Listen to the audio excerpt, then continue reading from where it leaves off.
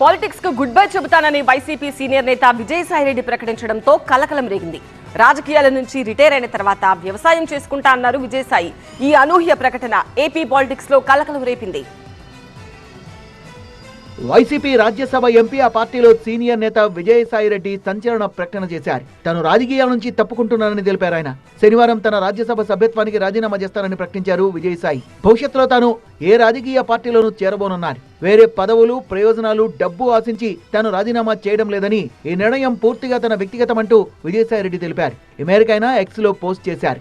4 దశాబ్దాలుగా తనను నమ్మి ఆదరించిన వైఎస్ కుటుంబానికి రుణపడి ఉన్నానంటూ ఆ పోస్ట్ లో పేర్కొన్న విజయసాయిరెడ్డి 2 సార్లు తనకు రాజ్యసభ ఎంపీగా అవకాశం ఇచ్చిన వైసీపీ అధినేత మాజీ సీఎం జగన్ కు, వైఎస్ భారత్కి సదా కృతజ్ఞుణ్ణి అంటూ ఆ పోస్ట్ లో తెలిపారు. జగన్ కు మంచి జరగాలని కోరుకుంటున్నానన్నారు.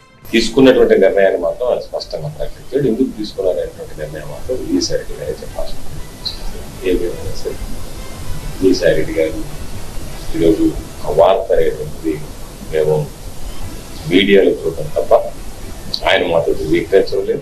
గత 9 ఏళ్లుగా తనను ప్రోత్సహించిన ప్రధాని మోదీ, కేంద్ర హోంమంత్రి అమిత్ షాకు ధన్యవాదాలు తెలిపారు విజయసాయి. టీడీపీతో తాను రాజకీయంగా విభేదించానని, వ్యక్తిగతంగా చంద్రబాబుతో తనకు విభేదాలు లేవన్నారు ఆయన.